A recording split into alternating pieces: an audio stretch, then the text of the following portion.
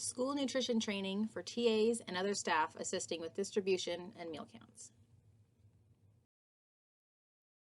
Follow PCS guidelines for wearing a face mask and when feeling sick.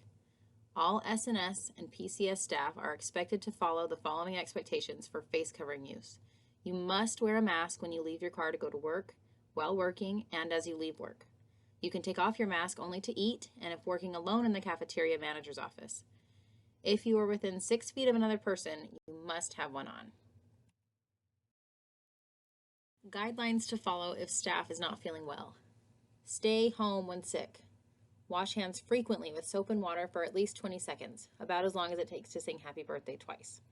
Make sure to wash hands before and after preparing or eating meals and snacks, after blowing noses, coughing or sneezing, or after contact with bodily fluid, and after toileting. Avoid touching eyes, nose, and mouth. Cover coughs and sneezes with a tissue. Clean and disinfect frequently touched surfaces throughout the day. Follow regular cleaning protocols and use an EPA-registered disinfectant that is active against coronaviruses. All coolers should be cleaned and sanitized daily, inside and out, including handles. Remember to clean and sanitize regular kitchen surfaces such as tables. However, also assign staff to clean door handles, in and out of kitchen area, light switches, handles to coolers, freezers, etc. Dining room tables and chairs used for prep and bagging of meals must be cleaned and sanitized before use and after. Guidelines for personal hygiene for employees. Employees shall wash hands frequently with soap and warm water for at least 20 seconds, about as long as it takes to sing happy birthday twice. Dry hands with a clean, single-use paper towel. Throw used paper towels into a lined trash can. In addition to usual hand washing, employees shall make sure to wash hands before and after preparing or eating meals and snacks, after blowing noses, coughing, sneezing, or after contact with body fluids, after toileting, after storing delivered food and supply items, and after taking out the trash. Employers shall provide alcohol-based hand sanitizers containing at least 60% alcohol at key points, including building and kitchen entrances and exits, check-in participation roster stations, serving areas, and in transport vehicles. Employees should use alcohol-based hand sanitizers containing at least 60% alcohol only if soap and water are not available. Employees shall avoid touching their eyes, nose, or mouth at all times. Employees shall cover coughs and sneezes with a tissue or cough and sneeze into their elbow. Throw used tissues into a lined trash can and immediately wash hands with soap and water as described above. Employees are encouraged to keep multiple clean uniforms at work to change into as needed. Employees should consider bringing an additional change of clothes to wear home and should wash hands thoroughly before returning home. Consistent with school nutrition hazard analysis critical control point procedures, employers should remind employees about procedures for proper glove use. Hands must be properly washed before putting on non-latex single-use gloves. Always change gloves when they tear, before beginning a new task, every 4 hours when doing the same task, and after handling raw meat, fish, or poultry. Employees must also wear gloves, use utensils or other methods to avoid bare-handed contact for all ready-to-eat foods.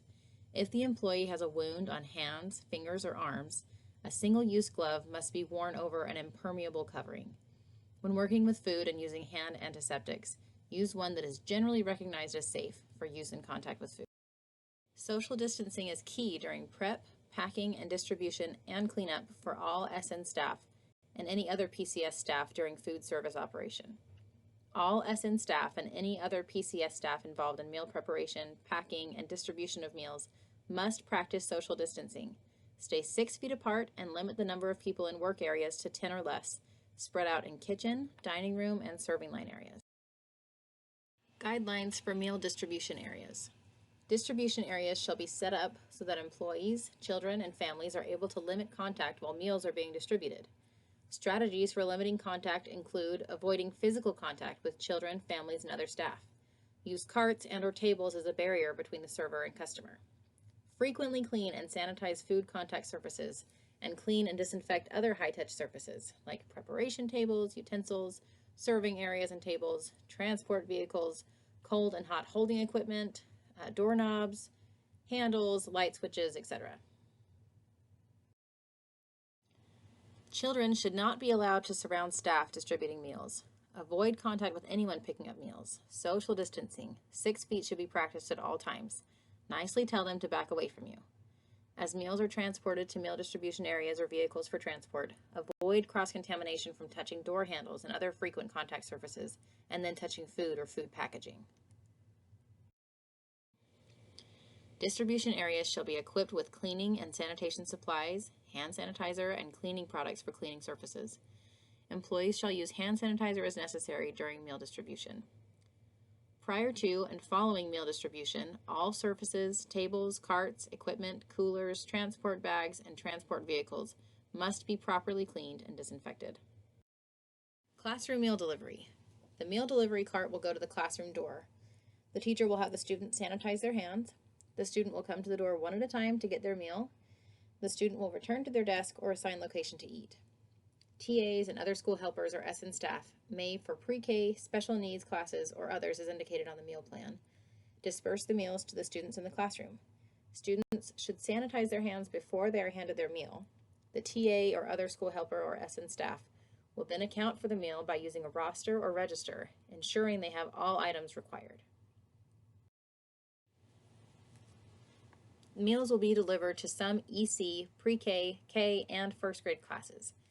Meals being delivered to classrooms may be delivered by SN staff or TAs and other school staff who are trained to help with disbursement of the meals. If TAs are delivering or picking up meals for classrooms, plastic containers can be used to pack each class's meal, and a CamGo cooler is needed for milk distribution for classes. Any staff, including TAs, must wear masks and gloves when dispersing meal items. Change gloves when you move to different stations. Clean equipment between different stations. Kiosk meal service. Equipment used at your school to create a kiosk could either be a rolling sheet pan rack, utility cart, or breakfast kiosk cart to pass out meals. Use coolers, CamGo boxes, or milk merchandisers for milk distribution. Staff need to wear masks and gloves. Must have all items pre-packaged. Students will get hand sanitizer from disperser near line before it is their turn to get their meal. Have 6-foot floor identifiers. Students may self-service pre-portioned or individually wrapped items, which is new as of August 2021. Water must be available on all kiosks during lunch service. Tea-urns for dispersing water can go on serving area or another table or cart in the hallway. Must be dispersed by assigned adult with mask and gloves. SN staff must change out gloves when moving to the next station or hallway that comes through the kiosk, when restocking food items, when completing POS roster. Any staff, including TAs, must wear masks and gloves when dispersing meal items. Change gloves when you move to different stations, and clean equipment between different stations. Students will give their name or number to cashier. Serving line meal service. Students should use hand sanitizer at front of line before being handed their meal or while serving themselves. School nutrition workers must change out gloves when preparing food items, when restocking serving line, when serving food items to students, and when cleaning and disinfecting the serving line. Meal counting. A reimbursable meal must be counted at each POS terminal, whether on a computer or paper tally sheet. Meal count form must reflect meals as meals are served. Meal count tally form must be filled out completely at the top and must have a signature before being turned into the cafeteria. The last number marked on the tally sheet should be the last meal served, and the number that is entered in box 2 that says total, first meals. Cash handling procedures. An emergency roster by classroom will be at all POS terminals and at classrooms, so the person serving as cashier can check off each student that receives a meal if a POS device is not available, or a tally sheet can be used. That roster or tally sheet form has to be signed by the cashier, a non-meal server, then given to the SN manager or designated SN person to be entered into a device, QL, for meal claiming. Overview. This year, students are allowed to self-serve and pick up food items. Employees are required to monitor students during meal service and dispense water in provided cups if water is requested at lunch service. To dispense water, you should pick the cup up from the sides or bottom, never touch the rim. Pour from a pitcher or maneuver the spout to release the water. Finally, cover with a lid before passing the water to the student. Students are given adequate components to equal a reimbursable meal at breakfast and lunch. School personnel, TAs, will be accounting for meals served using a roster. That will be the POS, point of service. POS, or point of service, is the final determination whether a meal is reimbursable. Only mark meals that are complete. POS can be in the cafeteria or at another location in the school. Cashiers control the flow of the line in order to monitor allergens, charges, and the meal pattern. Cashiers control the flow of the line. In order to monitor allergens, bags may be labeled with students' names if they require a special meal. To monitor charges and monitor that each student took all the required components to qualify for meeting the meal pattern. Meals served without meeting the required meal pattern at breakfast or lunch could require funds to be reclaimed. Please be accurate with the information recorded. Component versus item. A food component is one of 5 food groups that are part of the USDA reimbursable meal pattern. A food item is a specific food offered within the 5 food components: baked chicken, applesauce, etc. Water availability. Water must be available to students at lunch, no matter if meals are delivered, picked up at kiosk, or received through the serving line. Water dispensers and tea urns and pitchers with lids should be used to create areas for students to get water during lunch service. Water dispensers, tea urns, and pitchers for dispersing water can go on the serving line or another table or cart in the hallway. It must be dispersed by an assigned adult with mask and gloves. 5.5-ounce cups and lids for serving water should be available at all lunch meal service locations for adults to serve students. Offer versus serve at breakfast. Each bag given to the student will have the entree, this will be 2 items, and a half cup of juice. The entree and half cup of juice is not optional. It is optional for students to take an additional half cup of fruit and a milk. The option to take the fruit or milk is offer versus serve. Offer versus serve at lunch.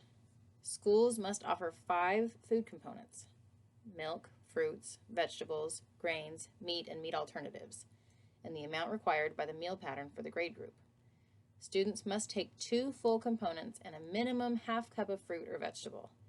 Grains can be split among 2 items, like chicken chunks and Texas toast. EPHC and HACCP plan.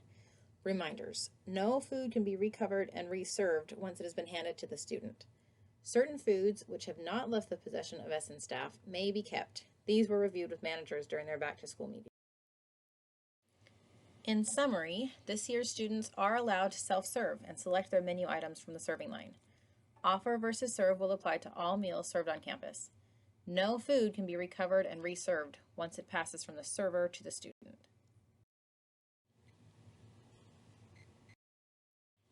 Using a sheet pan rack as an option for a kiosk, you would place pans every 3 to 4 rows to allow for space to place packed meals. A utility cart would hold water dispenser, cooler for milk, and a la carte items. Utility carts can be used for meal delivery to the classroom and meal kiosks. One cart can hold bagged or boxed meals for a full class and can be dropped off outside the door for contactless delivery. Can use utility carts for stacking plastic containers to deliver meals to classrooms, for water urns, a la carte items to sell, CamGo box storage, etc. Flex stations. Each flex station has 3 tiers of 3 food pans for a total of 9 food pans with 1 solid bottom shelf. Bottom shelf can be swapped out to hold food pans if needed, and the shelf weight capacity is 800 pounds per shelf. Use the bottom solid shelf to store go boxes for efficient delivery of milk. Bottom solid shelf can hold 2 CamGo boxes. Shelf plates wipe clean or fit through a commercial dishwasher. 4 locking swivel casters for smooth transport. Includes 12 ID tags for routing and identification and withstands -36 to 190 degrees Fahrenheit. Each flex station will come with 3 cam chillers. Freeze compact cam chillers overnight. Place inside full-size food pans or boxes to keep fruits and beverages cool. Breakfast carts. SN staff or other school staff that have been trained must hand students meal and milk. SN staff and any other trained staff must change gloves after every class or if going between serving students and stocking cart. 2 staff are needed at the cart kiosks, 1 to hand meals to students and reload the cart, and another to account for meals at the POS. Handheld plastic containers. A 24 by 16 by 10 agricultural RPC container Folds easily, totes collapse quickly, saving space. Agriculture, it's great for distributing meals to classrooms. Stackable, supports normal and cross stacking for optimal storage. Easy to clean, the plastics resist moisture, insects, mold, and fungus. So the meals can be packed in bins and stored safely in a cooler or freezer if needed. It's got sidewall locks. It provides additional support and security. Vented handheld collapsible agricultural containers are ideal for harvesting, transporting, and distributing agricultural produce. RPC bins promote maximum airflow, keeping perishable items cool and safely secured while remaining lightweight and easy to handle. Handheld plastic container dolly. This is a dolly specifically purchased for handheld plastic containers. Containers can be stacked 8 high on dolly. Milk storage for delivery in kiosks.